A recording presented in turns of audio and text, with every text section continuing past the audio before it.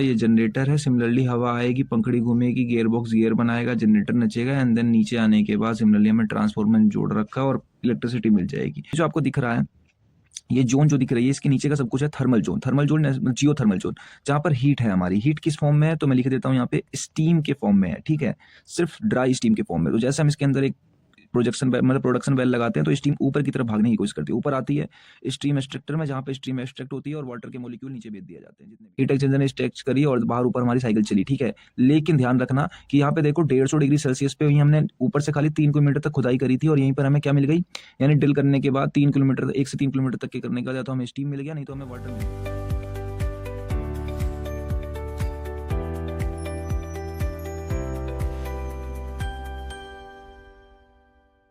Welcome back दोस्तों, आप सभी का एक बार फिर से स्वागत है आपके अपने channel that is MA space के ऊपर।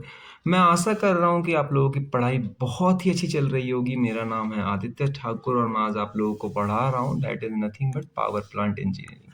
अब पावर प्लांट इंजीनियरिंग का एक शॉर्ट फॉर्म नाम भी है, डैट इज पीपीई। तो आप लोग कंफ्यूज मत होना, ये वही वाला सब्जेक्ट है। और आप लोगों को मेरा एक्सप्लेनेशन कैसा लग रहा है आप लोग कमेंट करके बता सकते हो। आप लोग सपोर्ट नहीं कर रहे हो तो मुझे भी आगे के वीडियोस बनाने का इच्छा नहीं होती है, बहुत मेहनत लगती है एक वीडियो बनाने में, थोड़ा सपोर्ट कर दो। देखो जो हमारा सब्जेक्ट कोड है इसका नाम है डैट इज, मतलब सब्जेक्ट कोड जो है BME 072। आज मैं आप लोगों के लिए क्या लेकर आया हूँ, तो बेसिकली बिल्कुल न्यू कॉन्सेप्ट है, बिल्कुल न्यू कॉन्सेप्ट इसलिए क्योंकि यूनिट नंबर जो 4 है उसको आज हम लोग कंप्लीट पढ़ने वाले हैं इस पर्टिकुलर एक वीडियो के अंदर में, यानी ये कंप्लीट वन शॉट होने वाला है। जो हमारा सिलेबस है बेसिकली वो क्या है, वो AKTU बेस्ड है, ठीक है। तो आप लोग कंफ्यूज मत होना। अब जिन लोगों को नहीं पता है मैं जल्दी से बता देता हूँ कि मेरा एक टेलीग्राम चैनल भी है। टेलीग्राम चैनल आपको जो है वीडियो के डिस्क्रिप्शन में देखने को मिल जाएगा। और आपको इस सारे वीडियोस की नोट्स चाहिए, ठीक है, नोट्स चाहिए, वो भी किस फॉर्मेट में, PDF फॉर्मेट में। तो आप टेलीग्राम ज्वाइन कर लो, वहाँ पर आप लोग जो है नोट्स इजीली एक्सेस कर सकते हो। और एज वेल एज अगर आप लोग पहली बार चैनल पे हो तो चैनल सब्सक्राइब कर लो। रिमेनिंग यूनिट्स हो गई 1 2 3, उनको विजिट कर सकते हो चैनल के ऊपर। वीडियो पसंद आई हो लाइक कर देना, क्योंकि मुझे बहुत मोटिवेशन मिलती है नेक्स्ट पार्ट को बनाने की। तो देन कंटिन्यू करते हैं। अब AKTU की जो रिलेटेड साइट पे जो सिलेबस अवेलेबल है, अगर आप चाहो तो वहाँ जाके मैच भी कर सकते हो। बेसिकली मैंने वही सिलेबस यहाँ पे पेस्ट कर रखा है, उतार रखा है। तो देखो, non conventional power plant that means green power plant हमारे। तो सबसे पहला है हमारा जियो थर्मल एनर्जी पावर प्लांट, जिसके अंदर हाइड्रोथर्मल, पेट्रोथर्मल और हाइब्रिड, ये तीनों के तीनों 7 नंबर में पूछे जाते हैं। और हम देखेंगे कि जियो थर्मल जब पावर प्लांट लगाया जाता है तो क्या क्या प्रॉब्लम्स आती हैं। दूसरे नंबर पे हम पढ़ने वाले हैं विंड एनर्जी पावर प्लांट, जिसके अंदर हम देखेंगे विंड एनर्जी के क्या क्या कंपोनेंट होते हैं। हॉरिजॉन्टल और वर्टिकल विंड एनर्जी क्या होती है, 7 मार्क्स के लिए। एरोडायनेमिक्स 7 मार्क्स में आती है। कोफिशिएंट एबिलिटी और विंड एनर्जी कंट्री में किस तरीके से वर्क करती है, कितनी पावर मिलती है। एंड देन सबसे लास्ट में जो हम टॉपिक डील कर रहे होंगे that is ideal energy power plant, simple, modulated और डबल पोल, ये तीनों के तीनों 7 से पूछे जाते हैं। OTEC भी 7 मार्क्स में आता है और एज वेल एज OTEC की प्रिंसिपल, वर्किंग, टेम्परेचर डिफरेंस और ओपन क्लोज दोनों ही पढ़ेंगे हम, 7 मार्क्स में पूछे जाते हैं। तो ऊपर से मैंने ओवरव्यू दे दिया है कि क्या क्या पढ़ने वाले हैं हम लोग। देन हम बिल्कुल डिटेल ब्रीफली शुरू करते हैं। ज़्यादा बड़ा लेक्चर होगा नहीं क्योंकि आपको वैसे भी दिख रहा होगा यूनिट उतनी बड़ी है नहीं, तो सारे ही टॉपिक इंपॉर्टेंट है। सबसे पहले बात कर रहे हैं हम नॉन कन्वेंशनल पावर प्लांट की। इसी को ग्रीन पावर प्लांट कहते हैं और रिन्यूएबल पावर प्लांट भी कहते हैं, ठीक है। तो कंफ्यूज मत होना, रिन्यूएबल भी इसी का नाम है। कभी कभार पेपर में रिन्यूएबल के नाम से भी आ जाता है। अब कितने नंबर में आता है तो 2 मार्क्स में आता है, ठीक है। अगर आप लोग रिन्यूएबल एनर्जी रिसोर्स सब्जेक्ट यानी RER भी पढ़ रहे हो तो उसमें भी बेसिकली यही पावर प्लांट है। ये वाली यूनिट तो आपके लिए सुपर इंपॉर्टेंट है, उस सब्जेक्ट के लिए भी। तो दोनों का सही सेम मान के चलना, उसमें भी ये क्वेश्चन 2 नंबर में पूछा जाएगा। तो जो नॉन कन्वेंशनल एक पावर प्लांट होती है वो क्या करती है, एनर्जी सोर्स पर काम करती है फ्यूल के अलावा, अदर देन फ्यूल, यानी फ्यूल को पे काम नहीं करती, ग्रीन एनर्जी सोर्स पर काम करती है। जो सोर्स होते हैं नेचुरली, जो हम बार बार यूज कर सकते हैं और मिनिमल यानी कि कम इन्वायरमेंटल पोल्यूशन जो है इम्पैक्ट करते हैं, यानी जनरेट करते हैं, जैसे कि सोलर एनर्जी हो गई, विंड एनर्जी हो गई। तो इस तरीके की जो इतनी पावर प्लांट होती है वो होती है non conventional power plant. Example के लिए solar power plant, wind power plant, geothermal और टाइडल। देखो, सोलर मैंने पढ़ा दिया है पहले वाले लेक्चर में, अगर आप लोगों ने नहीं देखा तो मैं बता दूं, यूनिट नंबर 1 2 और 3 ये तीनों की तीनों मैंने पढ़ा दी है। यहाँ iTab पे लिंक लगा दे रहा हूँ, अगर आप लोगों ने नहीं देखी तो जाके देख लेना। और जो आज हम लोग पढ़ने वाले हैं that is geothermal, tidal and wind. अब देखो दूसरा जो क्वेश्चन 2 मार्क्स के लिए इंपॉर्टेंट आता है, इट सोर्स ऑफ एनर्जी, कि आप जो पावर प्लांट चला रहे हो उसकी एनर्जी का सोर्स क्या है, कहाँ से ले रहे हो। तो ये 2 मार्क्स में कभी कभार आ जाता है। 2 मार्क्स में आप डायग्राम बना दोगे तो भी 2 मार्क्स आपको पूरे मिल जाएंगे। सोर्स ऑफ एनर्जी में 2 तरीके से एनर्जी हम लेते हैं, पहली कन्वेंशनल तरीके से, दूसरी नॉन कन्वेंशनल तरीके से। कन्वेंशनल वो जो फॉसिल फ्यूल हम यूज कर रहे हैं, ठीक है, फॉसल फ्यूल्स जितने भी आती हैं वो सारी कन्वेंशनल में आ जाती है। कन्वेंशनल में भी हमने टाइप बांट रखे हैं। टाइप 1 में होता है कि वो कॉमर्शियल है, टाइप 2 में है वो नॉन कॉमर्शियल है, जैसे कोल, पेट्रोल, नेचुरल गैस, ये कॉमर्शियल है। नॉन कन्वेंशनल फायर वुड हो गए, जैसे लकड़ी या फिर ड्राइंग ड्रग, ठीक है। और नॉन कन्वेंशनल एनर्जी जो कि हम बार बार यूज कर सकते हैं, सोलर हो गई, विंड हो गई, टाइडल हो गई, जियोथर्मल, यही 4 अपने सिलेबस में भी है, ठीक है। तो आई होप कि आपको समझ में आ गया होगा। देन चलते हैं 2 मार्क्स के क्वेश्चन से 7 मार्क्स पे शिफ्ट हो जाते हैं हम लोग। अब देखो जो ये क्वेश्चन है, that is going to be important, geothermal power plant, और ये 7 मार्क्स में पूछ लिया जाता है। कभी कभार 2 मार्क्स में भी छोटी सी डेफिनेशन लिखने को आ जाती है, तो डेफिनेशन आप देख लेना, क्योंकि डेफिनेशन 2 मार्क्स में पूछ ली जाती है इसकी। देखो जियोथर्मल पावर प्लांट 7 मार्क्स में पूछ लिया जाता है। तो जियोथर्मल पावर प्लांट एक तरीके से इलेक्ट्रिसिटी प्रोड्यूस करता है नेचुरल हीट को लेके अर्थ के इंटीरियर से। जो हीट निकलती है वो या तो गर्म पानी या हॉट वाटर के फॉर्म में होती है, नहीं तो स्टीम के फॉर्म में होती है, जो कि अंडरग्राउंड होती है रिजर्वायर में, जमीन के अंदर।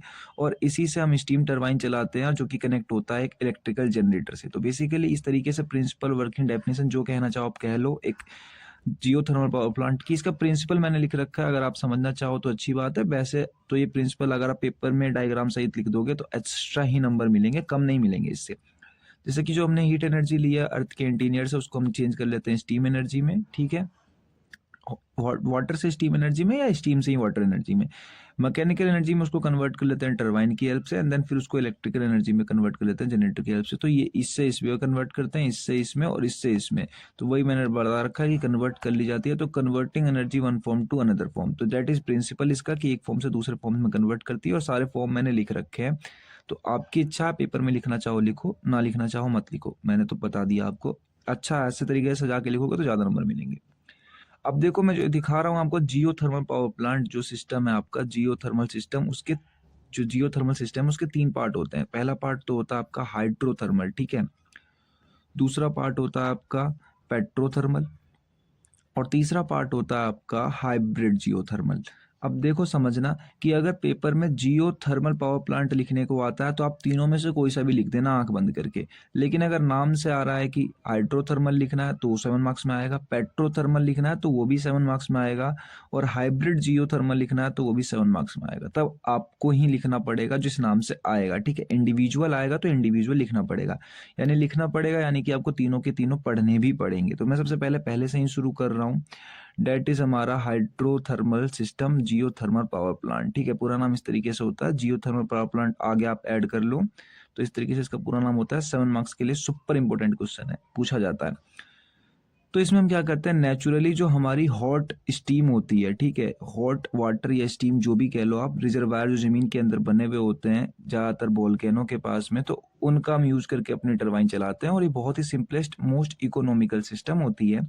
तो देखो hydro system most naturally available hot steam और वाटर, जो स्टीम या वाटर दो ही चीज जो ट्रैप होती है अंडरग्राउंड, उस पर ये वर्क करती है, ठीक है। हाइड्रोथर्मल किस पे वर्क करती है, तो हॉट वाटर जो ट्रैप हो रखी है अंडरग्राउंड में, या स्टीम, दो ही चीज पे वर्क कर रही होती है। अब देखो types of hydrothermal power plant कभी कभार 2 मार्क्स में पूछ लिया जाता है। टाइप्स मतलब क्लासिफिकेशन पूरी नहीं पूछी जाएगी, सिर्फ टाइप्स तो 2 मार्क्स के लिए इंपॉर्टेंट है। और अगर इसके टॉपिक आते हैं तो वो 7 मार्क्स के लिए मिलते हैं। वेपर, लिक्विड और बाइनरी, ये तीनों क्वेश्चन 7 मार्क्स में पूछे भी जा चुके हैं, ठीक है। मैं लिख देता हूँ। अब आप बोलोगे कि क्लासिफिकेशन इसका बहुत खिचड़ी टाइप लग रहा है, कुछ समझ में नहीं आ रहा, तो मैं समझा देता हूँ। देखो हाइड्रोथर्मल सिस्टम अगर आपके पेपर में 7 मार्क्स में लिखने को आया तो आप तीनों में से कोई सा भी कर देना, ये वाला, ये वाला, ये वाला। लेकिन अगर किसी परमानेंट नाम से आ रहा है, जैसे ड्राई स्टीम सिस्टम क्या होता है या फ्लैश सिस्टम क्या होता है, लिक्विड डोमिनेटेड, किसी नाम से आ रहा है, तो वो क्वेश्चन 7 मार्क्स में डिटेल में लिखना पड़ेगा आपको उसके बारे में। वैसे तो आप पढ़ लो, सब सेम सही है, कुछ अलग है नहीं। देखो सबसे पहला मैं शुरू कर रहा हूँ, और हो सकता है कि पेपर में भी ये क्वेश्चन आ जाए। वेपर डोमिनेटेड सिस्टम, इसका दूसरा नाम है ड्राई स्टीम सिस्टम, ठीक है। दोनों ही नाम याद रखना, किसी नाम से भी क्वेश्चन आ जाता है, यही वाला क्वेश्चन करना है कि वेपर डोमिनेटेड सिस्टम या ड्राई स्टीम सिस्टम 7 मार्क्स के लिए। ये वैसे है क्या, हाइड्रोथर्मल जियोथर्मल पावर प्लांट, ठीक है। इसमें जो रिजर्वायर कंटेन करके रखता है वो सूखी steam and dry steam convert जो है कंटेन करके रखता है, और बहुत ज़्यादा हाई टेम्परेचर पे स्टीम सीधा जाती है हमारे प्रोडक्शन वेल से टरबाइन के अंदर। नहीं समझ में आया? ऐसा समझो, देखो ये जो आपको दिख रहा है, ये जोन जो दिख रही है, इसके नीचे का सब कुछ है थर्मल जोन। थर्मल जोन मतलब जियो थर्मल जोन, जहाँ पर हीट है। हमारी हीट किस फॉर्म में है, तो मैं लिख देता हूँ यहाँ पे स्टीम के फॉर्म में है, ठीक है, सिर्फ ड्राई स्टीम के फॉर्म में। तो जैसे हम इसके अंदर एक मतलब प्रोडक्शन वेल लगाते हैं तो स्टीम ऊपर की तरफ भागने की कोशिश करती है, ऊपर आती है स्टीम एक्सट्रैक्टर में, जहाँ पे स्टीम एक्सट्रैक्ट होती है और वाटर के मॉलिक्यूल नीचे भेज दिए जाते हैं जितने भी होते हैं। वो सूखी स्टीम ऊपर जाती है, टरबाइन को रोटेट करती है, टरबाइन से इलेक्ट्रिसिटी बनती है, जनरेटर में टरबाइन से जनरेटर चलता है, जनरेटर से इलेक्ट्रिसिटी बनती है। देन बची हुई जो स्टीम है हमारी वो कंडेंसर में जाती है, कंडेंसर में जाके कंडेंस हो जाती है, कंडेंस होने के बाद वो दोबारा नीचे भेज दी जाती है। अब देखो नीचे किससे भेजी जाती है, तो री इंजेक्शन वेल लगा रखी है। क्यों भेजी जाती है, कि हमने जितना अमाउंट ऑफ स्टीम यहाँ से लिया है उतनी अमाउंट ऑफ वाटर हम नीचे भेज देंगे, ताकि प्रेशर ड्रॉप ना हो हमारे रिजर्वायर के अंदर, ठीक है। आई होप का समझ में आ गया होगा। अब देखो कुछ नाम मैंने लिख रखे हैं, समझा देता हूँ आपको भी। जैसे कि ये टरबाइन है, ये जनरेटर है, ये कंडेंसर है, इसमें ठंडा पानी आ रहा है, गर्म पानी जा रहा है। ये फीड पंप है, ये स्टीम एक्सट्रैक्टर है, ड्राई स्टीम ऊपर की तरफ जा रही है, ये हॉट स्टीम यहाँ से ऊपर की तरफ जा रही है, और ये पूरा का पूरा जियोथर्मल जोन है, ठीक है। तो that is dry system steam, और इसका दूसरा नाम है वेपर डोमिनेटेड स्टीम, ठीक है। तो आप दोनों ही याद रखना, दोनों नाम से क्वेश्चन आता है। अब इसकी कंस्ट्रक्शन और वर्किंग देख लो। तो कंस्ट्रक्शन वर्किंग कुछ ज़्यादा खास है नहीं, मैंने सब कुछ बता दिया आपका। देखो प्रोडक्शन वेल क्या करता है, हम खोद के रखते हैं 1 से 3 किलोमीटर जमीन तक नीचे, ताकि हमें स्टीम जोन मिल जाए। स्टीम एक्सट्रैक्टर क्या करता है, जब स्टीम आती है 180 से लेकर 240 डिग्री सेल्सियस तक, तो उसकी फ्लो को नेचुरली हो जाती है, प्रेशर डिफरेंस के कारण नीचे से ऊपर की तरफ आती है। तो स्टीम एक्सट्रैक्ट करता है उसको, वाटर के मॉलिक्यूल नीचे भेज देता है वापस। टरबाइन क्या कर रहा होता है, टरबाइन हाई प्रेशर पर रोटेट होता है, उसकी ब्लेड रोटेट होती है और हमें सॉफ्ट रोटेशन मैकेनिकल पावर मिलती है। जनरेटर से उससे हम क्या कर लेते हैं, इलेक्ट्रिसिटी बना लेते हैं। कंडेंसर उस बचे हुए स्टीम को ठंडा कर देता है, वाटर बना देता है। और री इंजेक्शन वॉल क्या करते हैं, उसको दोबारा से पंप करके भेज दिया जाता है, मेंटेन करने के लिए रिजर्वायर के प्रेशर को दोबारा से पानी नीचे भेज दिया जाता है, ठीक है। एडवांटेज क्या है कि सिंपल सिस्टम है, दूसरा वेरी हाई एफिशिएंसी होती है, और तीसरा इसकी इक्विपमेंट कॉस्ट बहुत सस्ती होती है। हमने कुछ खास खतरनाक चीज नहीं लगाई है, सिंपल सा सस्ता बन जाता है, पर बहुत सस्ता भी नहीं, बट औरों के कंपैरिजन में सस्ता होता है। डिसएडवांटेज क्या है कि रेयर अकेरेंस, मतलब कि भूकंप, अर्थक्वेक, इन सब का खतरा बना हुआ होता है, एंड देन और कोरोजन भी होती है हमारी, क्योंकि हम हाई मिनरल कंटेंट, सिंपल पानी, हम सिंपल स्टीम जो निकाल रहे हैं जमीन से उसी का यूज कर ले रहे हैं टरबाइन के अंदर, इसलिए कोरोजन हाई होती है इसके अंदर। दूसरा क्वेश्चन जो हमारे 7 मार्क्स में आता है, that is liquid dominated system, इसका दूसरा नाम है फ्लैश सिस्टम, दोनों नाम से आता है, ध्यान रखना, 7 मार्क्स के लिए इंपॉर्टेंट है। अब देखो रिजर्वायर में क्या होता है, यहाँ पे सिर्फ पानी होता है, वाटर होता है, जो कि 180 डिग्री सेल्सियस पर होता है। आप सोचोगे कि पानी तो 100 डिग्री सेल्सियस पे बॉईल हो जाता है, तो वो तब होता है जब हमारा एटमॉस्फेरिक टेम्परेचर मतलब प्रेशर 1 लगता है पानी के ऊपर, तब वो 100 डिग्री सेल्सियस पे बॉईल हो जाता है। लेकिन अंडरग्राउंड वो 100 डिग्री पे बॉईल नहीं होता है, 180 डिग्री से अब होने के बाद भी वो वाटर के फॉर्म में रहता है, क्योंकि प्रेशर बहुत हाई होता है वहाँ पे। तो वाटर डीप प्रेशराइज करा जाता है फ्लैश के अंदर इनटू स्टीम के लिए, इसे उसको फ्लैश्ड स्टीम भी कहते हैं, उस नाम से भी क्वेश्चन आता है। डायग्राम तो बहुत सिंपल है, आपका अगर पीछे वाला समझ में आ गया तो अलग समझ में आ जाएगा। सिमिलरली इसके नीचे का सारा जियोथर्मल जोन, जहाँ पर हमें हीट एनर्जी मिलने वाली है, किस फॉर्म में, इस बार वाटर के फॉर्म में, पिछली बार किस फॉर्म में थी, तो स्टीम के फॉर्म में थी, ठीक है। मेन चीज तो यही थी। बाद बाकी हमने जैसे ही इसमें पाइप लगाया ऊपर की तरफ आए तो वाटर ऊपर आ रही है, ठीक है, क्योंकि नीचे प्रेशर बहुत ज्यादा है, ऊपर प्रेशर कम है।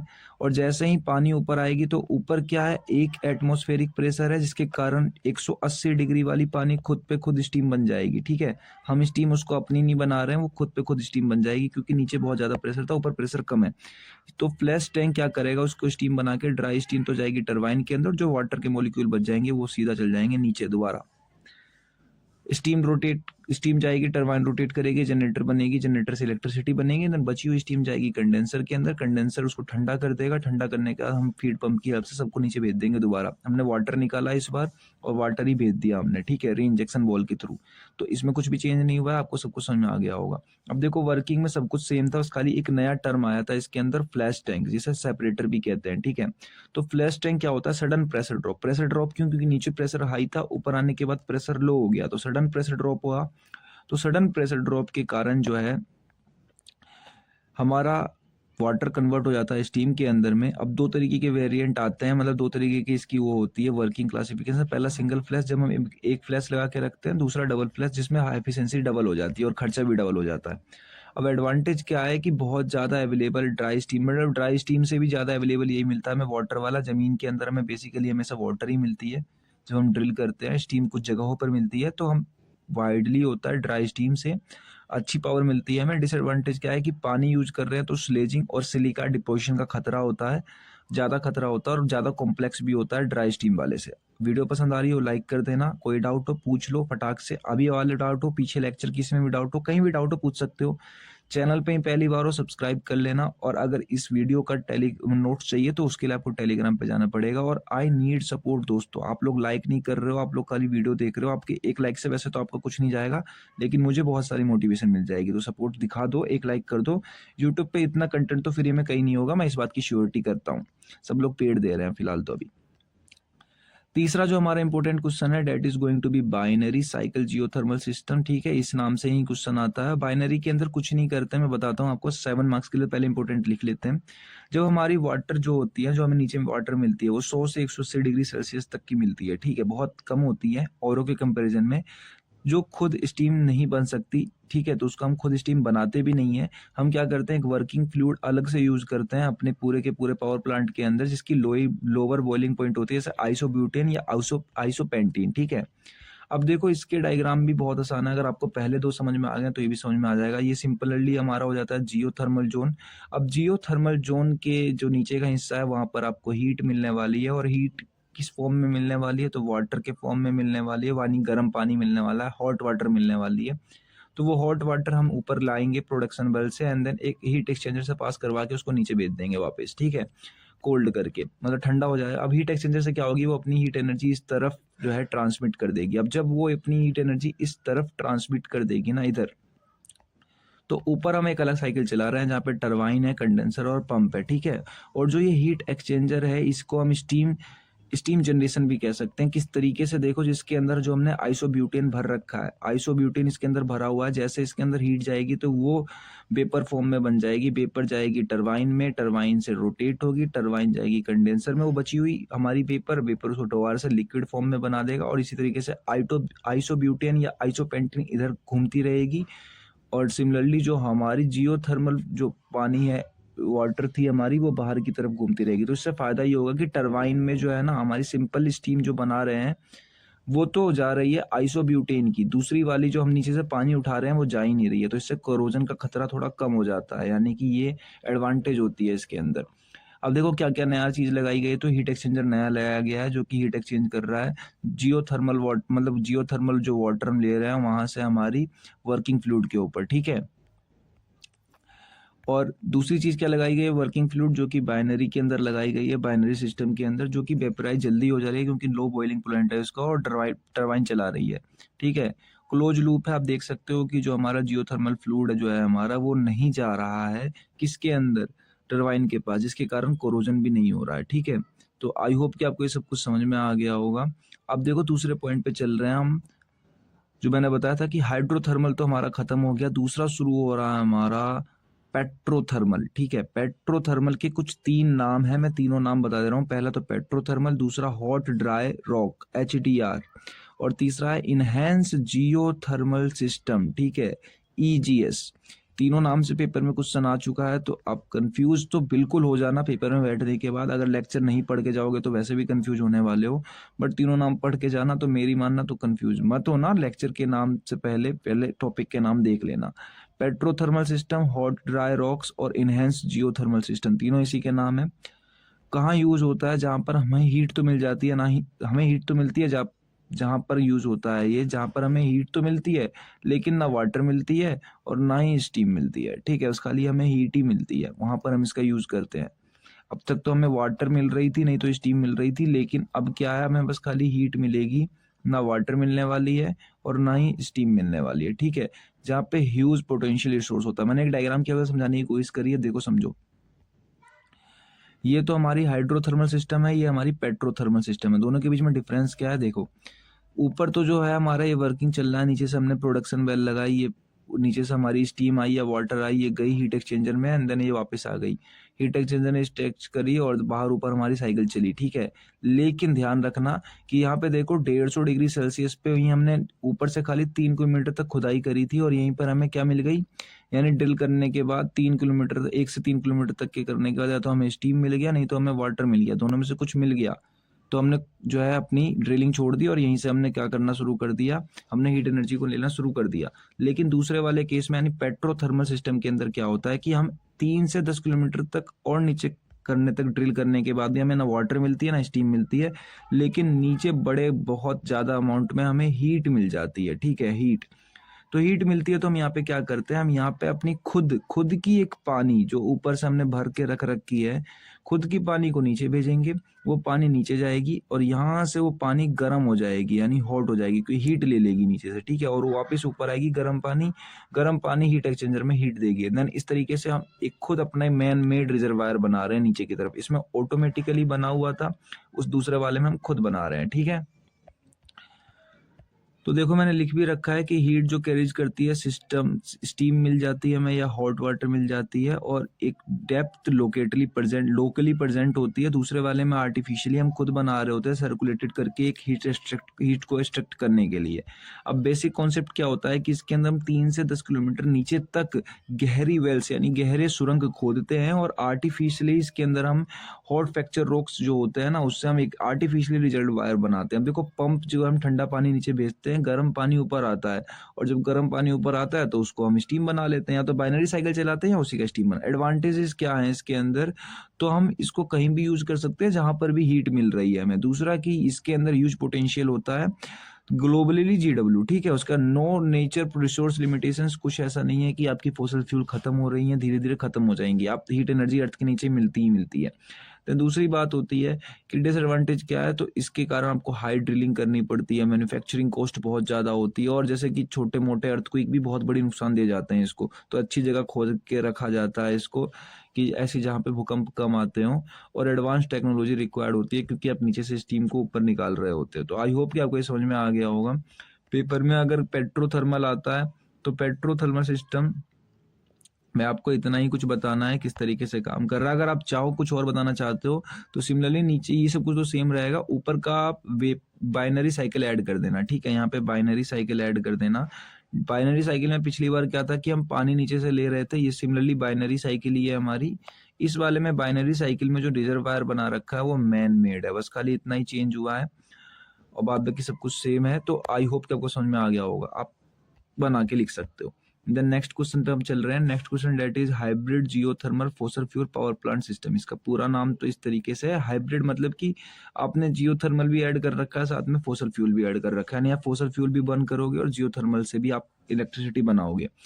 देखो कहाँ यूज करा जाता है, जहां पर रिसोर्स टेम्परेचर बहुत ही कम होता है, 150 डिग्री से भी नीचे होता है। अब कैसे, देखो ये तो हो गया हमारा जियोथर्मल जोन, जहां से हम एक तरीके से क्या कर रहे हैं, हीट ले रहे हैं वाटर के फॉर्म में या स्टीम के फॉर्म में, और वो वापस नीचे जा रहा है, ठीक है।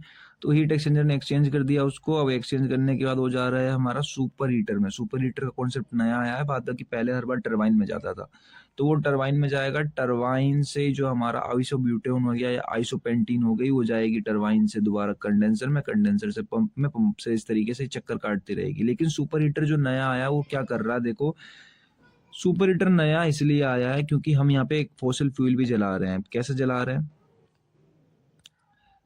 हमने एक कंबशन चैम्बर रख रखा है। कंबशन चैम्बर में हम यहाँ बाहर से एयर डाल रहे हैं, इधर से फ्यूल डाल रहे हैं, यहाँ पे कंबस्ट कर रहे हैं। हीट एनर्जी जो है इसकी एग्जॉस्ट गैस जो है वो यहाँ से आके पास होके बाहर निकल जा रही है। तो यहाँ की जो हमारी क्यू अमाउंट ऑफ एनर्जी है वो सुपर हीटर में बढ़ जा रही है, जिसके कारण क्या हो रही है, जो स्टीम आ रही थी हमारी, स्टीम कह लो या वेपर कह लो, वो सुपर हीट हो जा रही है टरबाइन में जाने से पहले, जिससे हमारी क्या हो रही है, एफिशिएंसी बढ़ जा रही है, और जो हमारी प्रोडक्शन है वो भी बढ़ जा रही है, आउटपुट भी बढ़ जा रही है, ठीक है। तो इतने सब कुछ फायदे हो रहे हैं हमें दोनों को साथ में चलाने से, ठीक है। एक तरफ तो जियोथर्मल पावर प्लांट चल रहा है और एक तरफ चल रहा है हमारा फॉसल फ्यूल पावर प्लांट। अब देखो इसके अंदर इसमें कुछ पॉइंट्स है कि एफिशिएंसी बढ़ जाती है और फॉसल फ्यूल भी निकलता है CO2 यहाँ पे, ठीक है, फोसिल फ्यूल हम जला रहे हैं तो निकलेगा भी, ये डिसएडवांटेज हो जाएगी, परफॉर्मेंस बढ़ जाती है और मेंटेनेंस कॉम्प्लेक्स हो। इधर वाले मान लो कि आप डिसएडवांटेज लिखे पड़े हैं। और यूजफुल ट्रांजिशनल टेक्नोलॉजी होती है, कंपोनेंट दो नए लगाए गए हैं, सुपर हीटर और कंबशन चैम्बर, दोनों के प्रिंसिपल वर्किंग बता दी। जब भी 7 मार्क्स में बनाओ तो आप सफिशिएंट इतना ध्यान रखना कि AK2 की जो कॉपी होती है उसको 3 से 4 पेजेस आप भर दो। देखो अगर आप इसकी वर्किंग भी समझाओगे तो एक पन्ना वर्किंग में, एक पन्ना डायग्राम में, 2 पन्ने खत्म हो गए। तीसरा पन्ना जो है आप इसके कंपोनेंट समझा सकते हो एक एक, और देन फोर्थ पन्ना जो है वो थर्ड एंड हाफ भी अगर आप यूज करना चाहो तो आप थर्ड एंड हाफ में एडवांटेज डिसएडवांटेज लिख के इस पूरे कॉन्सेप्ट को खत्म कर सकते हो, पूरे क्वेश्चन को।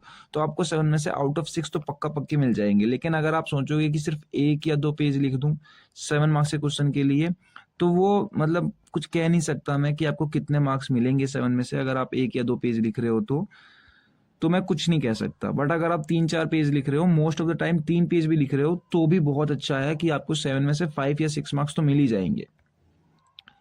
अब देखो जो प्रॉब्लम्स कभी कभार आती है जियो थर्मल एनर्जी पावर प्लांट लगाने में, कौन कौन सी होती है, तो देखो सर्वल टेक्नोलॉजीज में इन्वायरमेंटल इकोनॉमिकल दो ही आती है, एक तो टेक्निकल इन्वायरमेंटल और इकोनॉमिकल, 3 तरीके से आती है। देखो पहला है जियोलॉजिकल।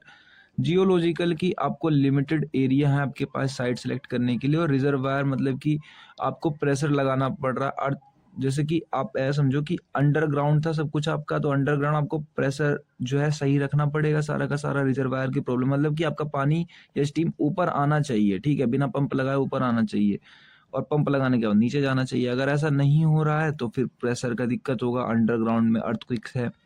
दूसरा है कि आपकी जो टेक्निकल और मैकेनिकल प्रॉब्लम्स होती हैं, टेक्निकल जैसे कि कुछ आप सर्किट लगा रखा है, उसमें कुछ गलत रीडिंग्स आ रही हैं, और मैकेनिकल जैसे कोरोजन हो जाना, स्केलिंग, डीकम्पोजिशन यानी कि टरबाइन का बेकार हो जाना, उसके ऊपर स्लजिंग जम जाना यानी कि लेयर हो जाती है, एक पतली सी पट्टी टाइप जम जाती है तो वो जम जाना। इन्वायरमेंटल प्रॉब्लम जैसे कि टॉक्सिक गैसेस होती हैं, कभी कभार हम जब अंदर तक खुदाई करते हैं, ड्रिलिंग करते हैं, तो टॉक्सिक गैसेस CO2 H2S जिससे आदमी मर सकते हैं, मीथेन गैस, ये सब निकल जाती हैं वहां से। वैसे H2S बहुत एक टॉक्सिक गैस होती है, ठीक है, ह्यूमन नेचर के लिए, तो उसका भी खतरा होता है। एंड देन लास्ट में इकोनॉमिक एंड इंस्टॉलेशन प्रॉब्लम की आपकी पैसे बजट होनी चाहिए, हाई इनिशियल कॉस्ट लगती है, और टेक्निकल एक्सपर्ट भी चाहिए होंगे आपके, तो उनकी सैलरी वैलिटी भी देनी पड़ेगी, तो ये सब प्रॉब्लम्स होती है, कई बार 2 नंबर में पूछ ली जाती है। अब आप पार्ट 1 कवर कर चुके हैं, हम पढ़ चुके हैं पार्ट 2 पे, that is wind power plant. अगर आपके पेपर में अभी तक कोई भी क्वेश्चन नहीं आया है जियो थर्मल पावर प्लांट से, तो समझ लो कि विंड पावर प्लांट और दूसरा वाला जो बचेगा हमारा टाइडियल, उससे पेपर में क्वेश्चन आने वाला है। तो विंड पावर प्लांट एक तरीके से एनर्जी होती है जो कि काइनेटिक एनर्जी का यूज करती है, हमारी विंड की जो एयर मूव कर रही होती है उसको मैकेनिकल पावर में चेंज कर लेती है, और उसके बाद कन्वर्ट कर देती है उसको इलेक्ट्रिकल एनर्जी में एक विंड टरबाइन की हेल्प से। तो यही होती है हमारी विंड। और विंड पावर प्लांट के कुछ नाम मैं बता दूं तो इसको पावर स्टेशन भी कहते हैं, ठीक है, पेपर में मैंने बहुत बार देखा है कि पावर स्टेशन के नाम से ही आता है विंड पावर स्टेशन, तो यही होता है। और दूसरा होता है विंड माइल, ठीक है, विंड माइल्स। तो ये दोनों नाम इसी के हैं, ध्यान से कंफ्यूज मत होना, क्योंकि दोनों नाम मैंने देखा है पेपर में पूछ लिए जाते हैं, विंड माइन और विंड पावर स्टेशन, तो दोनों नाम इसी के हैं, ठीक है।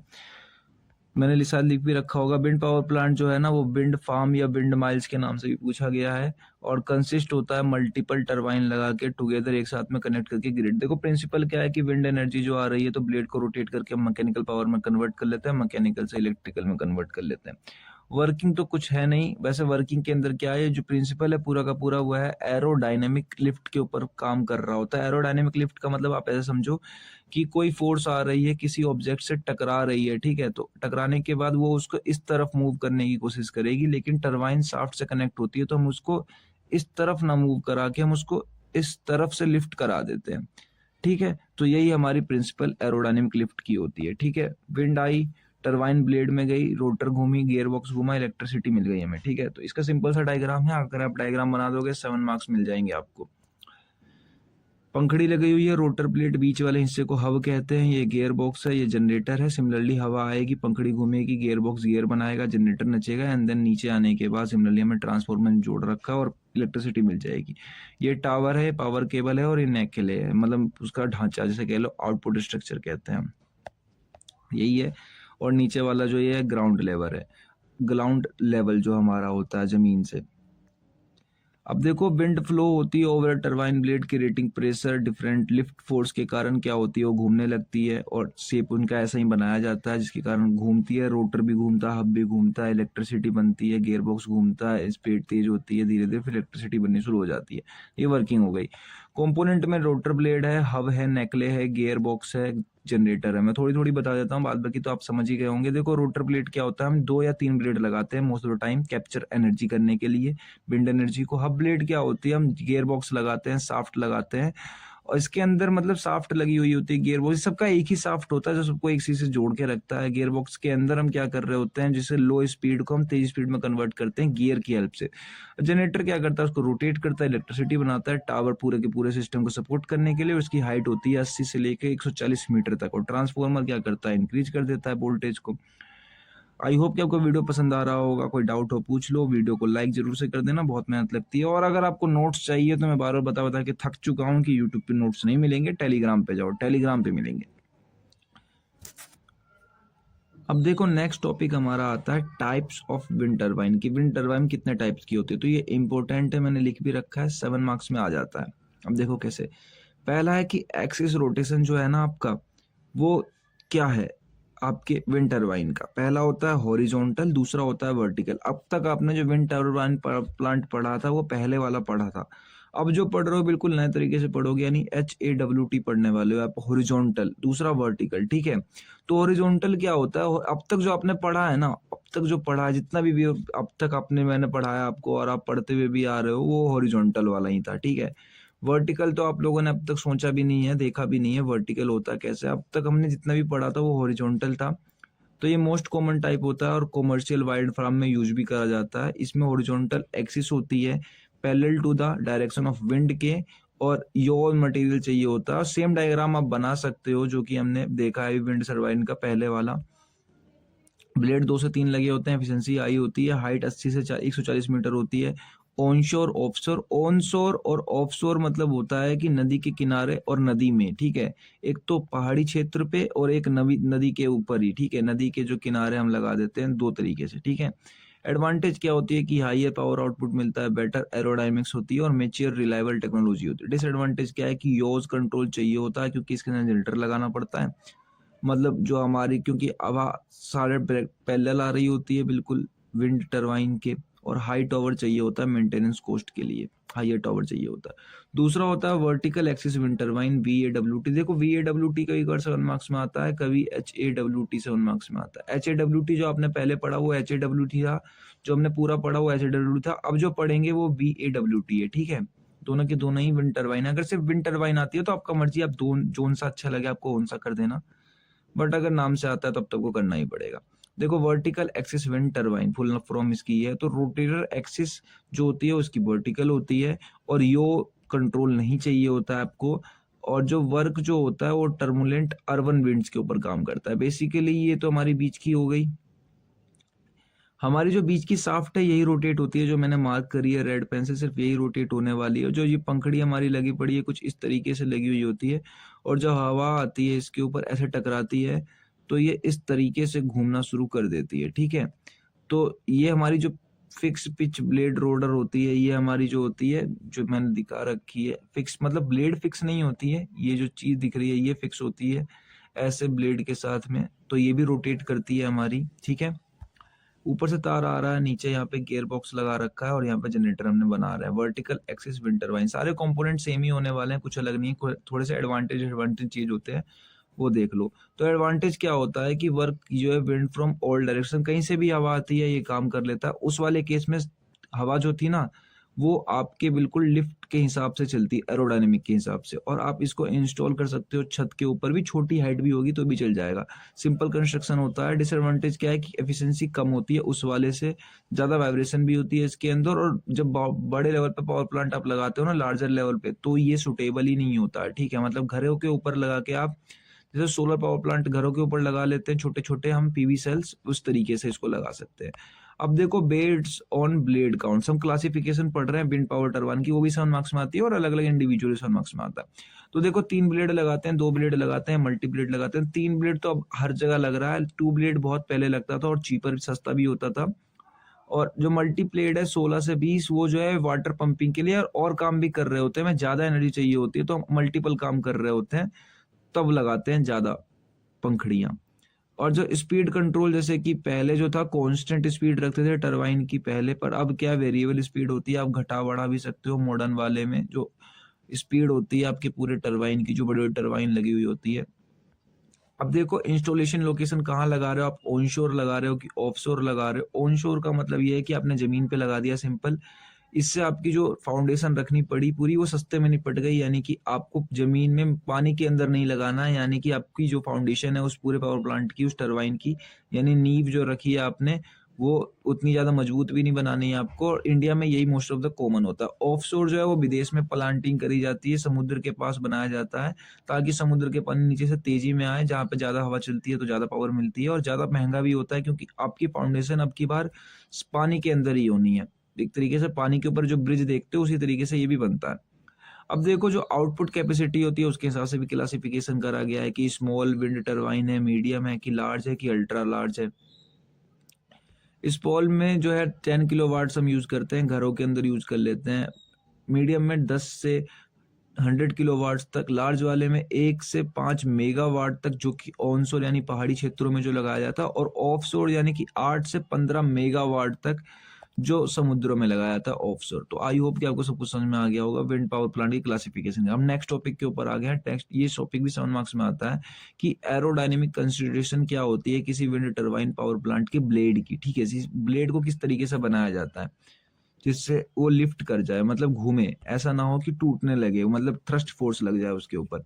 तो एक परफॉर्मेंस किसी विंड टरबाइन प्लांट की डिपेंड करती है कि उसकी एरोडायनेमिक डिजाइन कैसी है, उसकी पंखड़ियां कैसे हैं, जो कि डिटरमाइन करता है कि उसकी कितनी एफिशिएंटली तरीके से काइनेटिक एनर्जी को यूज करने वाला है कन्वर्ट करने के लिए रोटेशन मैकेनिकल एनर्जी में। ठीक है, तो एरोडायनेमिक कंसिडरेशन जो इन्वॉल्व करता है ब्लेड की शेप को, साइज को, एंगल को, नंबर ऑफ ब्लेड्स को, रोटेटिंग स्पीड को, ड्रैग लिफ्ट फोर्स को, टर्बुलेंस को, और टावर के इफेक्ट्स को। ठीक है, तो इतने सारी चीजों को जो है एरोडायनेमिक, एक तरीके से कह लो कि पूरा पावर प्लांट का काला चिट्ठा यही होता है, एरोडायनेमिक कंसिडरेशंस। ठीक है, तो मैंने लिख भी रखा है, ये इंपॉर्टेंट है। Aerodynamics force acting on a wind turbine blade, पहला होता है लिफ्ट, दूसरा होता है ड्रैग। ड्रैग हमें कम करना होता है, लिफ्ट हमें बढ़ा देना होता है। ठीक है, लिफ्ट बढ़ेगा तो पंखड़ी घूमेगी, ड्रैग बढ़ेगा तो पंखड़ी टूटेगी। ठीक है, लिफ्ट फोर्स क्या होता है कि फोर्स परपेंडिकुलर होता है टू द विंड के डायरेक्शन के कारण क्या होता है कि रोटर जो है ना वो घूमते हैं, मेन फोर्स जो है रोटर के ऊपर। और ड्रैग फोर्स क्या होता है, ये जो पैरेलल होता है विंड के डायरेक्शन में, दूसरे वाले केस में परपेंडिकुलर है, ये पैरेलल है, और ये क्या करता है मोशन को रोकने की कोशिश करता है, जिसके कारण लॉसेस जनरेट होते हैं और पंखड़ियां भी टूट सकती है हमारी अगर ज्यादा तेज कर दी जाए विंड को तो। ठीक है, अब देखो गोल ऑफ एरोडायनेमिक्स का होता है कि एरोडायनेमिक्स आपने बनाया है तो गोल उसका क्या है कि आपका जो है लिफ्ट फोर्स जो है ना वो बढ़ जाए और डायनेमिक फोर्स घट जाए। ठीक है, ये मैंने बताया आपको थोड़ी देर पहले। अब force acting on a blade, कितने फोर्स एक्ट करते हैं एक ब्लेड के ऊपर, तो देखो एक ब्लेड का ढांचा इस तरीके से होता है। ये तो हमारा रोटर एक्सिस हो गया, ये आगे हब लगा हुआ है, तो इस पे से जो एक ब्लेड निकलेगा वो कुछ इस तरीके से ऐसे घुमा के बनाया जाए ताकि जो हवा आती है, ठीक है, फोर्स जो आ रही है इसके ऊपर, तो एक फोर्स तो आती है, मैं दिखाता हूँ आपको, जो ड्रैग फोर्स होती है, ड्रैग फोर्स आती है सिंपल सीधी एंगल पे, एंगल ऑफ इंसिडेंट पे, ट्रेस के ऊपर, पॉइंट के ऊपर एकदम सीधी आती है। इसके कारण क्या होता है, पंखड़ी ना आगे जाती है ना पीछे आती है, रुक जाती है वहीं पे। एक तरीके से कहो कि पंखड़ी पे ही जोर पड़ रहा होता है। लेकिन जो लिफ्ट फोर्स होती है वो थोड़ी सी हटके लगती है, थोड़ी सी टिल्ट होके लगती है, इतना डिफरेंस होता है दोनों के बीच में जो आपको दिख रहा होगा यहाँ पे, जिसके कारण क्या होता है कि पंखड़ी आगे की तरफ मूव कर जाती है, यानी लिफ्ट कर जाती है, घूम जाती है। तो जितनी अच्छी लिफ्ट फोर्स लगेगी उतनी अच्छी आपकी पंखड़ी घूमेगी। अब देखो इसके बीच का जो एंगल दोनों के बीच का होता है that is alpha, lift force और ड्रैग फोर्स का। और यहाँ पे कुछ फोर्स और हैं जो बैकग्राउंड पे लग रहे होते हैं पीछे की तरफ से, जैसे कि ब्लेड की टेंजेंशियल वेलोसिटी कितनी होती है, रिजल्टेंट विंड वेलोसिटी कितनी होती है, और ambient wind, ambient wind velocity, जैसे विंड ऐसे आ रही है आपकी, तो यही हो गई आपकी एम्बिएंट विंड वेलोसिटी। टकराने के बाद रिजल्टेंट मतलब दोनों के बीच का आपने रिजल्टेंट निकाल लिया है, और जो आपकी ब्लेड की टेंजेंशियल वेलोसिटी है वो इस तरीके से कि ऐसे टकराने के बाद ऐसे कैसे जा रही है। ठीक है, वो तो आई होप कि आपको सारी वेलोसिटी समझ में आ गई होगी। तो देन चलते हैं हम आगे। अब देखो क्या होता है, एक फॉर्मूला है कि स्वेप्ट एरिया जो होता है ना वो प्रोपोर्शनल होता है जनरेटेड पावर के। ये न्यूमेरिकल में काम आता है, वैसे तो मैं न्यूमेरिकल पढ़ा नहीं रहा हूँ, बट अगर पेपर में आप लिख दोगे तो बहुत बढ़िया रहेगा कि पावर जितना भी होता है ना वो एरिया पे डिपेंड करता है, पाई आर स्क्वायर के प्रोपोर्शनल होता है। ठीक है, ये किसके होता है, प्रोपोर्शनल, यानी जितना ज़्यादा आपका पंखड़ी बड़ी होगी, यानी जितनी ज़्यादा बड़ी पंखड़ी होगी उतनी ज़्यादा एरिया होगा, उतनी ज़्यादा एनर्जी आपकी बनेगी। लेकिन टिपिकली जो लेंथ रखते हैं वो 40 से 80 मीटर तक की रखते हैं मॉडर्न टरबाइन की, ठीक है। तो ये 7 मार्क्स के अंदर क्वेश्चन था। डिटेल में एक चीज़ बता सकते हो, जितना मैंने बोल के बताया उतना आप लिख के बताओगे तो 4 पन्ने इजीली भर जाएंगे इसके ऊपर, 4 नहीं तो 3 आप भर ही दोगे, फिक्स है। अब दूसरी, आप 2 पार्ट खत्म कर चुके हैं, देन हम थर्ड पार्ट पर आ चुके हैं। Third part is going to be tidal energy.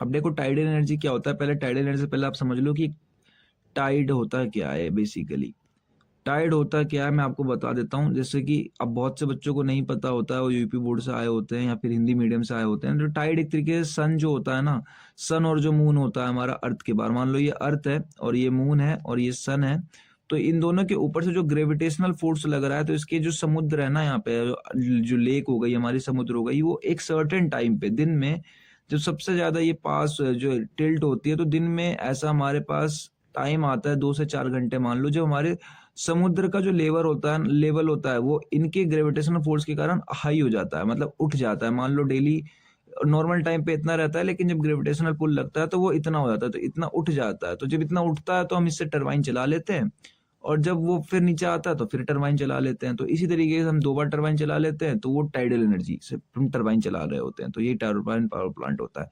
तो देखो tidal energy is the renewable energy generated from the natural rise and fall of sea water level caused by gravitational pull of the moon and sun. वही बात है जो मैंने बताई आपको कि जैसे इन सन के ऊपर फोर्स लगा रहा है या अर्थ उसके ऊपर सन या मून कोई भी फोर्स लगा रहा है, तो इसके कारण जो या तो उठ रहा है वो गिर रहा है, उससे हम क्या कर रहे हैं, अपनी पावर प्लांट चलवा रहे हैं। तो दिस पीरियोडिक मोशन जो होती है टाइड का यूज करके हम रन कर लेते हैं अपनी स्टीम टरबाइन और इलेक्ट्रिसिटी प्रोड्यूस कर लेते हैं। अब देखो tidal system, tidal system 2 marks के लिए इंपॉर्टेंट है। टाइडल सिस्टम क्या होता है, वैसे इसके कंपोनेंट जो बताने वाला हूँ वो तीनों 7 मार्क्स के लिए इंपॉर्टेंट है, यानी ये भी और ये भी, ये तीनों के तीनों 7 मार्क्स में पूछे गए हैं। Single pool, modulated single pool और 2 पूल। पूल से यहाँ पर देखो एक और वर्ड है, जैसे पुल की जगह पे बेसिन भी पूछ लिया जाता है कि सिंगल पूल टाइडियल सिस्टम या सिंगल बेसिन सिस्टम, ठीक है। बेसिन, बेसिन मतलब एक तरीके से मान लो आप कि हमने अपना एक छोटा सा रिजर्वायर बना रखा है, तो वही है बेसिन, बेसिन, ठीक है। 7 मार्क्स के लिए इंपॉर्टेंट क्वेश्चन मैं लिख देता हूँ यहाँ पे। तो सिंगल पुल जो टाइडल सिस्टम होता है, तो सिंगल पुल टाइडल सिस्टम एक तरीके का एक ही बेसिन यूज कर रहा होता है, या पुल एक ही यूज कर रहा है। डबल 2 पुल वाले में 2 बेसिन यूज होते हैं, सिंगल वाले में एक ही होता है। जो नेचुरल राइज होता है, फॉल होता है सी वाटर, तो जनरेट इलेक्ट्रिसिटी यूज करता है। जैसे देखो जो सी वाटर जो लेवल है और जो बेसिन वाटर लेवल है, इन दोनों के बीच का जो डिफरेंस होता है उसको कहते हैं टाइडल हेड। अब टाइडल हेड जो क्वेश्चन है 2 मार्क्स में पूछा गया है 2-3 बार, तो आप समझ लो इतनी भी डेफिनेशन मोर देन सफिशिएंट है, और डायग्राम बना देना कि सी वाटर लेवल और बेसिन वाटर लेवल के बीच का डिफरेंस होता है टाइडियल हेड। अगर आप ये लिख दोगे और ये फ्लो चार्ट सा बना दोगे 2 नंबर पक्के, ठीक है। अब देखो वर्किंग कंपोनेंट क्या होता है, अब समझो आप, जैसे कि ये बाहर जो है ना ये सी है, डेट मीन समुद्र है आपका, और जो अंदर जो है ये ना बेसिन है। इधर की तरफ बेसिन देख रहे हो आप, उस तरफ जो सी है। अब जैसे ही जब सन जो होता है, सन, उसके कारण क्या होता है, ग्रेविटेशनल पुल लगेगा और वाटर लेवल हाई होगा। जब वाटर लेवल हाई होता है तो हम क्या करते हैं, इसकी जो गेट्स है ना हमारी, ये जो आपको दिख रही होगी, ये बेसिन ब्रिज है, हो गई हमारी पूरी की पूरी बेसिन ब्रिज, और इसके ऊपर जो ऐसे लगा रखे हमने दोनों तरफ से, ये गेट है, स्लुइस गेट, ठीक। तो ये गेट हम खोल देते हैं, जिसके कारण जैसे ही लेवल हाई होता है तो सारा का सारा पानी होते हुए बेसिन में चल जाता है और बेसिन का लेवल हाई हो जाता है, ठीक है। लेकिन जब सन का ग्रेविटेशनल या मून का ग्रेविटेशनल पुल कम होता है तो हमारी बाहर का जो लेवल है वो धीरे धीरे घटने लगता है। जब ये घटने लगता है तो हम बेसिन का पानी बाहर की तरफ भेज देते हैं। तो इससे होता है क्या, जब पहली बार जब अंदर इंटर करता है तब टरबाइन मूव नहीं करती है, लेकिन जब अंदर से बाहर जाता है, जिस भी केस में अंदर से बाहर जाएगा उस समय में इलेक्ट्रिसिटी मिलेगी। अंदर से बाहर जाएगा तो इलेक्ट्रिसिटी मिलेगी, याद रखना। जैसे पानी बेसिन से सी में जाएगा तो इलेक्ट्रिसिटी मिलेगी, ये याद रखोगे तो आपको अच्छी तरीके से समझ में आ जाएगा। बेसिकली और तो कुछ था नहीं इसमें, टरबाइन लगा रखी है, टरबाइन टनल लगा रखी है। अब देखो हाई टाइड के समय में क्या करते हैं, जब सी लेवल हाई होता है तो हम बेसिन के अंदर पानी भर देते हैं गेट खोल के, जिसके कारण सारा पानी बेसिन के अंदर चल जाता है, लेकिन इलेक्ट्रिसिटी प्रोड्यूस नहीं होती है इस फिलिंग स्टेज में।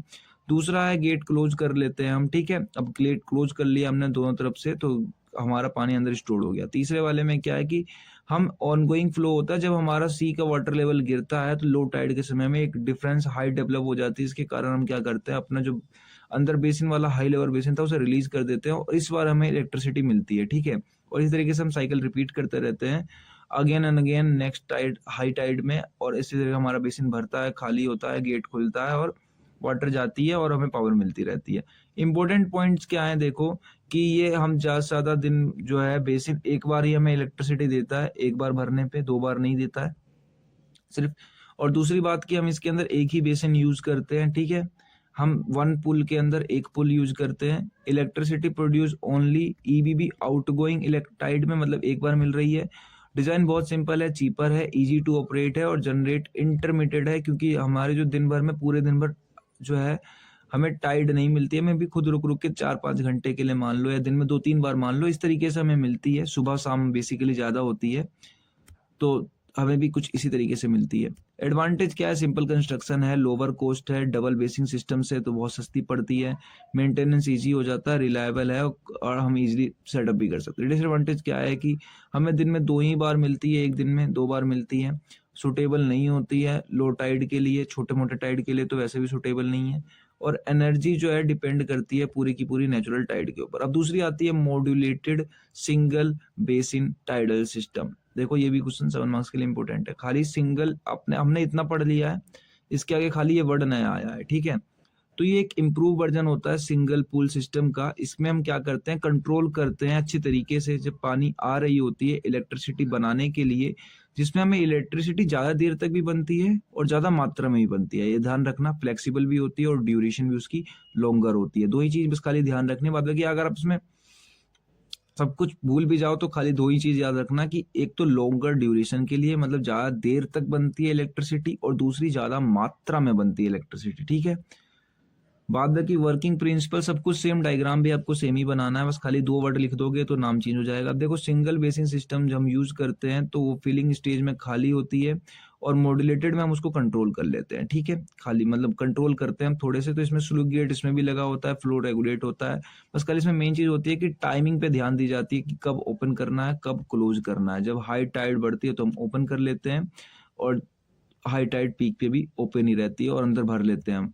एडवांटेज क्या है इसका, तो बेटर कंट्रोल करते हैं हम इसको, लॉन्गर ज़्यादा देर तक हमें जो है पावर मिलती है, मोर स्टेबल होती है मॉडर्न ग्रिड्स के अंदर, और शिफ्ट कर लेते हैं जनरेटर डिमांड के हिसाब से। मैं बता रहा हूँ वर्किंग कंपोनेंट डायग्राम सब कुछ प्रिंसिपल सब कुछ आपको सेम बनाना है, बस खाली 2 वर्ड एक्स्ट्रा जोड़ने हैं कि इसमें ज़्यादा मात्रा में बनती है, ज़्यादा देर के लिए बनती है, ठीक है। तो मोर कॉम्प्लेक्स होता है सिंपल जो सिंगल बेसिक सिस्टम होता है, डिपेंड अभी भी ये जो है रुक रुक के ही आने वाली है, क्योंकि दिन में 2 या 3 बार ही टाइड होती है, 2 बार होती है बेसिकली। और जो पावर आउटपुट होती है वो रुक रुक कर आती है, बहुत स्मूथ आती है। Flow modulation device required maintenance भी इसमें भारी पड़ जाता है, थोड़ा कॉस्टली हो जाता है, और पूरे कंटिन्यूस पावर हमें नहीं दे सकता। अब देन नेक्स्ट क्वेश्चन पर आ गए हम लोग। दूसरा क्वेश्चन है हमारा टू पूल टाइडियल सिस्टम, यानी कि इसका दूसरा जो नाम है that is double basin system, ठीक है। दोनों ही नाम से क्वेश्चन पेपर में पूछा गया है, तो आप कंफ्यूज मत होना। मैं सारे के जितने नाम होते हैं सारे नाम लिख देता हूँ ताकि कंफ्यूजन ना रहे। अब देखो टू पूल टाइडल सिस्टम क्या होता है, जहां पर हम 2 बेसिन यूज करते हैं। पिछले वाले में 1 बेसिन यूज किया था। जैसे ही हमारी हायर लेटर वाटर लेवल बढ़ती है समुद्र की, तो हम इसके अंदर पानी भर लेते हैं। बेसिकली बात यह है कि एक तो हम high level water basin use कर रहे होते हैं और एक low level water basin use कर, 2 बात यूज करते हैं। तो एक हाई होता है एक उसमें लो होता है, ठीक है। तो हमारा मेन गोल यही होता है कि जनरेट करनी होती है इलेक्ट्रिसिटी, ज्यादा पावर में मिलती है हमें और कंट्रोल भी मिलती है, ठीक है। अब देखो कैसे, वो आगे का सब कुछ सेम है। इधर मान लो सी का वाटर है, ठीक है, और इसमें क्या है, सी वाटर जो भरा पड़ा है, इसका जब सन ऊपर से हाई होगा इसका लेवल, तो हम ये वाला गेट खोल देंगे। ये हमारी अपर बेसिन है, तो अपर बेसिन में पानी भर जाएगा। और अब ध्यान रखना कि जब भी पानी निकलेगा तभी इलेक्ट्रिसिटी मिलेगी, जब पानी भरेगा तो कोई इलेक्ट्रिसिटी नहीं मिलेगी। अब जैसे पानी भर गया तो हमें कोई इलेक्ट्रिसिटी नहीं मिली, लेकिन इसी रास्ते से पास होते हुए जाएगा ये लोअर बेसिन में, ठीक है। अब लोअर बेसिन में जा रहा है यानी बाहर निकल रहा है, बाहर निकल रहा है तो एक बार इलेक्ट्रिसिटी मिलेगी, और ठीक है पावर हाउस में इलेक्ट्रिसिटी मिल गई। उसके बाद जब बाहर का जो हमारा वाटर लेवल डाउन हो जाएगा, सी वाटर लेवल, तो लोअर बेसिन से हम समुद्र में पानी दोबारा भेज देंगे। लेकिन जब पानी बाहर देखो फिर जा रहा है बाहर पानी, तो दूसरी बार भी हमें इलेक्ट्रिसिटी मिलेगी। यानी कि पानी आपने एक बार भरा और एक बार पानी भरने के बाद आपको 2 बार इलेक्ट्रिसिटी मिली, ठीक है, 2 अलग अलग बेसिन की हेल्प करके। सिमिलरली इसके अंदर वही है, वर्किंग देखो कुछ खास चेंज नहीं हुई है, जो मैंने बताया वही है कि मेन वाटर बॉडीज 3 होती है। एक तो high level basin, low level basin और दूसरी टरबाइन जो आपने पावर चैनल लगा रखा है दोनों के बीच में। अब जैसे कि पानी जब जैसे बाहर होता है हाई एलिवेशन में तो हम इसको भर लेते हैं हाई टाइड के टाइम में पंपिंग की हेल्प से, और दूसरा जब लो होता है उससे वो लोअर बेसिन में चल जाता है, जिसके कारण क्या होता है, अब जब लो बेसिन में जाता है, लो बेसिन से बाहर कब निकलता है, जब बाहर टाइड कम हो जाती है तो हम यहाँ से बाहर निकाल देते। पावर चैनल क्या करता है, दोनों बार जो है हमें पावर मिलता है, पहली बार जनरेशन में भी और दूसरी बार में भी, तो इसके कारण हमें 2 बार इलेक्ट्रिसिटी मिल जाती है यहाँ पे। एक तो लोअर बेसिन से मिलती है और एक हायर बेसिन से मिलती है, ठीक है, जनरेशन के थ्रू। एडवांटेज क्या है कि मच मोर कंटिन्यूअस होता है, रिलायबल होता है। ऑब्वियस सी बात है आपको सिंगल से तो ज़्यादा ही मिल रहा है। हेड डिफरेंस जितना ज़्यादा होगा बेसिन उतनी इसी तरीके से काम करेगी। एडवांटेज होता है क्योंकि यहाँ पे आपने एक तो हाई भी यूज कर रखा है, एक लो भी यूज कर रखा है, 2 बार हाई डिफरेंस है यहाँ पे, ठीक है। आगे बात करूँ तो ईजियर होता है सिंक्रोनाइज एंड पावर ग्रिड, यानी कि ज़्यादा वैसे भी इलेक्ट्रिसिटी मिल रही है तो ज़्यादा ही हम डिस्ट्रीब्यूट करेंगे। हायर कैपेसिटी होती है फैक्टर जो होती है सिंगल पुल सिस्टम से, लॉन्गर टरबाइन रनिंग हावर्स यानी ज़्यादा देर तक जहाँ पे घंटे तक मिलती है, और large scale tide power plant. Disadvantage क्या है कि हाई कॉस्ट होती है, कॉम्प्लेक्स स्ट्रक्चर होता है, required large coastal areas, environmental impact जैसे मरीन लाइफ ज़्यादा पड़ती है, और बहुत ज़्यादा कंटिन्यूस पावर अभी भी नहीं मिलती है क्योंकि अभी भी टाइडल एनर्जी पर ही डिपेंड करती है। अब देन हम आ जाते हैं अपने नेक्स्ट क्वेश्चन की तरफ। Next question is going to be OTEC। अब देखो जिसने मेरे लेक्चर देखे होंगे उसके लिए तो ये रिवीजन ही चल रहा होगा, क्योंकि लेक्चर दोबारा देखने से बढ़िया वन शॉट देख लो। लेकिन अगर आप लोग पहली बार ही देख रहे हो तो मैं आपको बता देता हूँ कि OTEC के नाम से ये क्वेश्चन आ चुका है 7 मार्क्स में, तो आप लोग पूरा नाम भी ध्यान रखना और OTEC भी ध्यान रखना, क्योंकि OTEC नाम से भी ये क्वेश्चन आता है। तो OTEC का मीन्स क्या होता है कि टेम्परेचर डिफरेंस बिटवीन एक तो समुद्र के ऊपर का गर्म पानी और फिर समुद्र के नीचे का गर्म ठंडा पानी, इन दोनों के बीच में जो डिफरेंस होता है उसी से हम इलेक्ट्रिसिटी प्रोड्यूस करते हैं। जैसे मान लो ये समुद्र का आपने एक 2D डायग्राम देखा, जो समुद्र है ऊपर से तो वो तो गर्म है, लेकिन जब नीचे सनलाइट नहीं पहुंच रही है तो नीचे से वो क्या है, नीचे से उसका पानी ठंडा है। तो इन्हीं दोनों के बीच में जो टेम्परेचर डिफरेंस है इससे हम क्या कर रहे हैं, जनरेटर में इलेक्ट्रिसिटी प्रोड्यूस करेंगे। अब कैसे देखो, तो top layer of the ocean जो कि 0 से लेके 50 मीटर तक गर्म होती है 25 डिग्री सेल्सियस तक बिकॉज ऑफ सनलाइट, लेकिन जो जमीन समुद्र के नीचे चलते जाओगे ऐसे 800 से लेके 1000 मीटर नीचे तक तो वो बहुत ठंडा होता है, ऐसे 5 डिग्री सेल्सियस तक पहुंच जाता है। तो इन दोनों के बीच में टेम्परेचर डिफरेंस 20 डिग्री का निकल कर आ रहा है, उसी से हम एक हीट इंजन चला लेते हैं अपना। अब देखो टाइप ऑफ OTEC 2 होते हैं, पहला होता है क्लोज्ड, दूसरा होता है ओपन। अब देखो अगर आपके पेपर में सिर्फ OTEC क्या होता है 7 मार्क्स में आ रहा है करने को, तो आप ये भी कर सकते हो, ये भी कर सकते हो, लेकिन अगर क्लोज वाला आ गया तो क्लोज वाला ही करना पड़ेगा 7 मार्क्स में, ओपन वाला आ गया तो ओपन वाला ही करना पड़ेगा 7 मार्क्स में। 2 मार्क्स में भी कभी कभी डिफरेंस पूछ लिया जाता है, तो मैंने डिफरेंस बता रखा है कि जो ओपन वाला होता है उसके अंदर हम सी वाटर इटसेल्फ को यूज कर लेते हैं वर्किंग फ्लूइड में, मतलब आपका समुद्र का पानी ही वर्किंग फ्लूइड होता है। लेकिन क्लोज वाले में क्या है कि हम अमोनिया का यूज कर रहे हैं एक रिप्रेजेंट वर्किंग फ्लूइड के तौर पर। इसमें क्या होता है कि आपका सी वाटर जो है ना वो खुद ही एवोपरेट होता है, वैक्यूम में जाता है और टरबाइन चलाता है, और ये जो क्लोज वाला होता है ये हम एक नया ही वर्किंग फ्लूइड यूज कर रहे हैं, तो ये most of the common time use होता है। 2 नंबर में उतना आप लिख सकते हो। देन देखो ओपन वाला है ओपन साइकिल OTEC, इसके कुछ नाम है, इसके डिफरेंट डिफरेंट नाम से क्वेश्चन आ चुका है, जैसे open Rankine cycle OTEC। OTEC की फुल फॉर्म भी याद रखना, ओशियन थर्मल एनर्जी कन्वर्जन, उस नाम से भी आता है। Modified version of क्लोड cycle, क्लोड cycle से भी क्वेश्चन आ चुका है, और modified version of open cycle की कुछ नाम से भी क्वेश्चन आ चुका है। तो 4-5 नाम हो गए, बट अब नाम के बाद अब देखते हैं कि इसके अंदर है क्या। तो इसके अंदर क्या करते हैं हम, जो सी वाटर समुद्र का पानी होता है वही वर्किंग फ्लूइड की तरह काम कर रहा होता है, अमोनिया की जरूरत नहीं होती है रिप्रेजेंट के नाम पर। टेम्परेचर क्या होता है कि जो ऊपर का होता है जो वाटर सरफेस वो 25 से 30 और नीचे का जो होता है वो 5 से 7, तो बेसिकली 20 का डिफरेंस है। देखो क्या होता है सिमिलरली, ये तो आपका वाटर लेवल हो गया, ऊपर वाला जो है नीचे वाला कोल्ड है, ऊपर वाला हॉट है, ठीक है, याद रहेगा आपको। अब ऊपर वाले से हम क्या कर रहे हैं, बेसिकली ये देखो पानी उठा हमने पंप किया डाल दिया एवोपरेटर के अंदर, एवोपरेटर ने इस पानी का क्या कर दिया, स्टीम बना दिया और बचे हुए पानी को नीचे भेज दिया।